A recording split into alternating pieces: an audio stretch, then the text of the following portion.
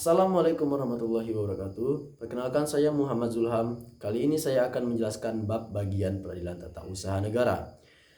Peradilan tata usaha negara atau Peratun ada di Indonesia karena Indonesia menganut konsep negara hukum barat yang Rechtsstaat. Selain Peratun, ada 3 peradilan lain yang wajib ada di Indonesia sesuai amanat Undang-Undang Dasar 1945 pada pasal 24, yaitu peradilan umum untuk kasus perdata dan pidana, peradilan agama untuk kasus perkawinan dan lain-lain, serta peradilan militer untuk para militer. Peradilan tata usaha negara adalah suatu badan yang di mana tempat warga masyarakat mencari keadilan dan harapan dapat memperoleh keadilan itu. Sebab ada kalanya aparat pemerintah dalam penyelenggaraan pemerintahan membuat keputusan yang melampaui batas wewenangnya, ataupun ada kekeliruan dalam menerapkan peraturan hukumnya saat menyelesaikan suatu masalah tertentu yang konkret, sehingga akibatnya ada warga masyarakat yang dirugikan oleh keputusannya itu. Peradilan ini mempunyai wewenang yudikatif, yaitu menyelesaikan sengketa yang timbul dalam bidang tata usaha negara antara orang atau badan hukum, perdata dengan badan hukum atau pejabat negara, baik di pusat maupun di daerah. Sebagai akibat dikeluarnya keputusan tata usaha negara, termasuk sengketa kepegawaian berdasarkan peraturan perundang-undangan yang berlaku. Dalam peradilan tun juga mengenal keputusan tun fiktif yang menurut Undang-Undang Nomor 5 Tahun 1986 dapat dilihat pada pasal 3 ayat 1, 2, dan 3. Dalam pasal 3 ayat 1, tugas tersebut menentukan prinsip dasar, yaitu setiap badan atau pejabat tun wajib melayani setiap permohonan warga masyarakat yang dia terima apabila hal yang dimohonkan pada dia menurut peraturan dasarnya menjadi tugas kewajibannya. Kalau ia melalaikan kewajibannya itu, maka walaupun ia tidak berbuat apa-apa terhadap permohonan yang diterimanya, undang-undang menganggap telah membuat penolakan permohonan tersebut. Ketetapan tun yang seharusnya tertulis yang bersifat penolakan tetapi tidak tertulis, ketetapan atau penolakan fiktif bisa dijadikan bukti di depan PT UN karena undang-undang menganggapnya tertulis dalam praktek. Memang dijumpai di samping penetapan tertulis yang berisi mengabulkan atau penolakan suatu permohonan juga dijumpai suatu sikap diam dari pejabat tun yang bersangkutan tersebut. Sikap diam yang dimaksudkan pada pasal 3 ayat 2 barulah disamakan dengan keputusan tun yang mengandung suatu penolakan atau negatif dan fiktif. Apabila jangka waktu sebagaimana ditentukan dalam peraturan yang bersangkutan sudahlah lewat, yaitu 4 atau sekitar 6 bulan sebagaimana dimaksud ayat 2 dan ayat 3.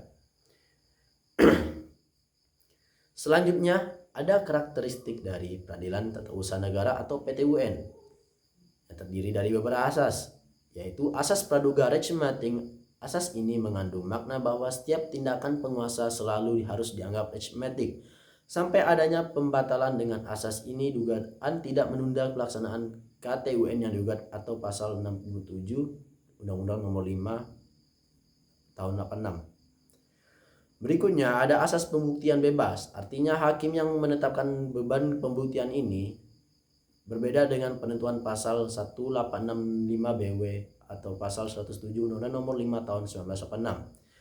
Yang selanjutnya lagi ada asas keaktifan hakim atau dominus litis. Keaktifan hakim yang dimaksudkan untuk mengimbangi kedudukan para pihak karena tergugat adalah pejabat tun, sedangkan penggugat adalah orang atau badan hukum perdata. Terdapat pada pasal 58, 63, 80, dan 85. Dan yang keempat, ada asas keputusan pengadilan mempunyai kekuatan mengikat atau erga omnes. Sengketa tun adalah sengketa hukum publik. Dengan demikian, putusan pengadilan tun berlaku bagi siapa saja, tidak bagi para pihak yang bersengketa. Dalam langkah ini kiranya ketentuan pasal 83 tentang intervensi bertentangan dengan asas erga omnes.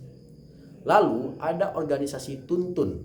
Berdasarkan ketentuan pasal 8, pengadilan tun terdiri atas pengadilan tun sebagai peradilan tingkat 1 dan pengadilan tinggi tun sebagai peradilan tingkat 2. Strukturnya mirip dengan struktur peradilan umum berdasarkan Undang-Undang Nomor 2 Tahun 1986. Namun, alur perkara dalam peradilan umum berbeda dengan lingkungan tun. Perbedaan ini disebabkan karena dalam jalur peradilan tun terdapat saluran upaya administrasi.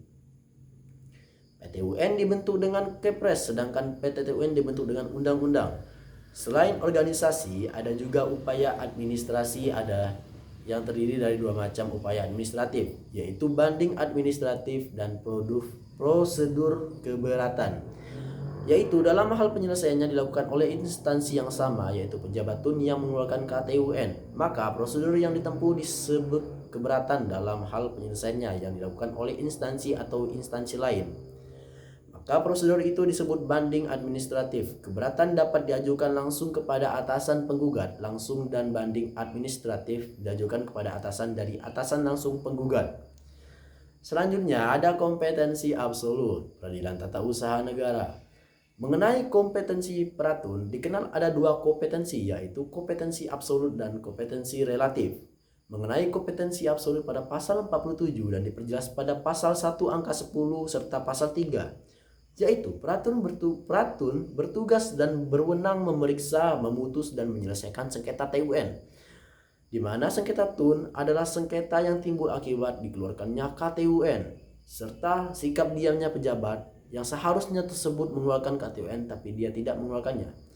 Sedangkan kompetensi relatif adalah menyangkut wilayah hukum terjadinya sengketa TUN tersebut yang terdapat pada pasal 54. Lalu ada tenggang waktu penggugat. Berdasarkan ketentuan pasal 55, tenggang waktu mengajukan gugatan adalah A. Bagi yang dituju adalah sebuah KTUN atau pihak 2, 90 hari sejak KTUN itu diterima.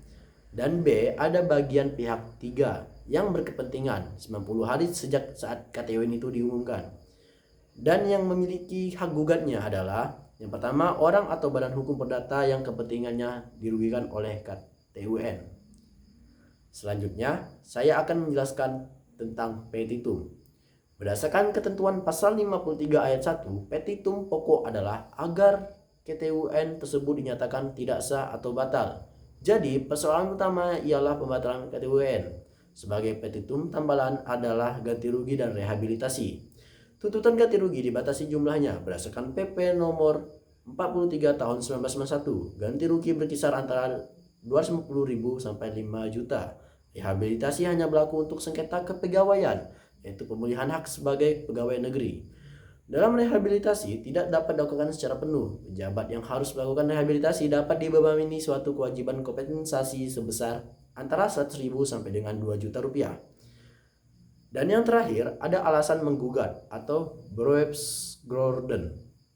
Berdasarkan ketentuan pasal 53 ayat 2, dasar pengujian oleh pengadilan terhadap keputusan tata usaha negara atau KTUN yang digugat adalah yang pertama, KTUN yang digugat itu bertentangan dengan peraturan perundang-undangan yang berlaku. Dan yang kedua, badan atau pejabat TUN pada waktu mengeluarkan keputusan sebagaimana dimaksud dalam ayat 1 telah menggunakan wewenangnya untuk tujuan lain dari maksud yang diberikan wewenangannya tersebut. Dan yang ketiga, badan atau pejabat TUN pada waktu mengeluarkan atau tidak mengeluarkan keputusan sebagaimana dimaksudkan dalam ayat 1 setelah mempertimbangkan semua kepentingan yang bersangkutan dengan keputusan itu, harusnya tidak sampai pada pengambilan atau tidak pengambilan keputusan tersebut. Sekian penjelasan tentang bab 10 tentang peradilan tata usaha negara. Terima kasih dan Assalamualaikum warahmatullahi wabarakatuh.